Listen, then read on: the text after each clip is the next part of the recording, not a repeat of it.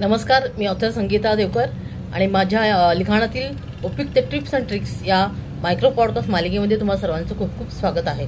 तर आपण मायक्रो पॉडकास्टच्या पहिल्या भागामध्ये पाहिलं की कथा कशी सुचते याबद्दल आपण टिप्स आणि काही ट्रिक्स पाहिल्या होत्या। आता आपण आजचा दुसरा भाग पाहत आहोत, ते म्हणजे पात्र निर्माण करताना कोणती गोष्ट लक्षात घ्यायची, कथा लिहिताना पात्र कसे निवडायचे किंवा कोणती गोष्ट आहे की जी लक्षात ठेवायची। तर त्या अगोदर तुम्ही जर या चॅनलवर नवीन असाल किंवा पहिल्यांदाच माझा व्हिडिओ पाहत असाल तर आपल्या चॅनलला नक्की सबस्क्राईब करा, कारण मी स्पर्धांविषयीची माहिती किंवा लेखन कार्यशाळेविषयीची माहिती असे बरेचसे व्हिडिओ मी माहितीपर व्हिडिओ घेऊन येत असते। त्याचं तुम्हाला नोटिफिकेशन पटकन मिळेल यासाठीच आपल्या चॅनलला पहिलं नक्की सबस्क्राईब करा आणि लाईक करा। चला तर मग जाऊयात आपल्या आजच्या विषयाकडे। तर आपला आजचा हा दुसरा विषय आहे, तो म्हणजे पात्र निर्माण करताना काय लक्षात ठेवायचं, कोणत्या गोष्टी आहेत की ज्या पात्र लिहिताना एका लेखकाने लक्षात ठेवाव्यात।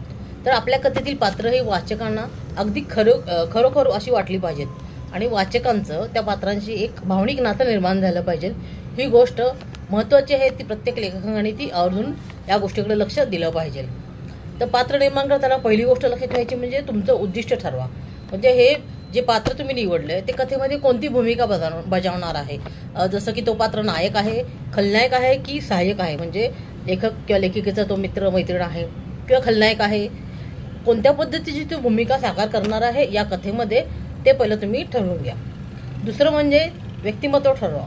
आता जो आपण पात्र निवडला आहे तो स्वभावाने कसा आहे, शांत आहे, उर्मट आहे, इमोशनल आहे की अगदी प्रॅक्टिकल वागतो आहे, त्याचं बोलणं कसं आहे हे अगोदर तुम्ही ठरवून घ्या।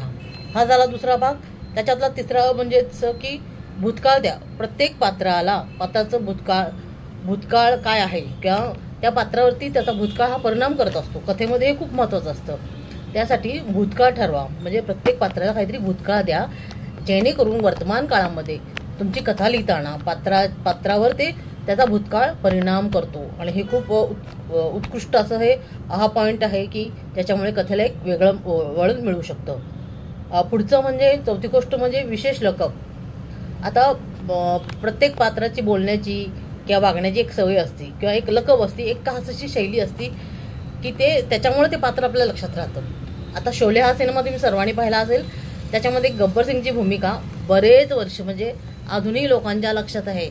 कशावरून तर गब्बरचा तो एकच डायलॉग जो फेमस होता की कितने आदमी थे, हा जो डायलॉग होता गब्बरचा, त्याच्यामुळे तो खलनायक म्हणून आजही तितकाच फेमस आहे। त्यामुळे तुमच्या पात्राची अशी एक सवय ठेवा, असं एक त्याला वाक्य देऊया की त्याची लकब, त्याची एक सवय ठेवा की जेणेकरून तुमच्या कथेमध्ये त्या खलनायकाचं तसं की दबदबा राहायला पाहिजे, तुमच्या कथेवर त्याचा प्रभाव पडला पाहिजे। आणि पुढचं म्हणजे सगळ्यात महत्त्वाचं म्हणजे पात्र हे लेखकाच्या डोक्यात नाही तर वाचकांच्या मनात जगायला हवं। वाचकांनी त्या तुमच्या पात्राशी अगदी इमोशनली अटॅचमेंट झाली पाहिजे वाचकांची, असं ते पात्र तुम्ही लिहिताना ते गोष्ट लक्षात घ्यायची।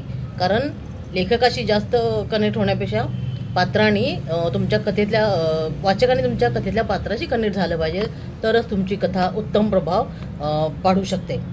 तर हे काही छोटे पण उपयोगी असे पॉईंट आहेत आणि तुमचं मत, अनुभव किंवा काही प्रश्न असतील तर मला नक्कीच कमेंट करून सांगा। तर आता आपण इथेच थांबतो आहोत, परत भेटूया पुढच्या भागामध्ये। तोपर्यंत लिहित राहा आणि वाचकांचं मन जिंकत राहा। धन्यवाद।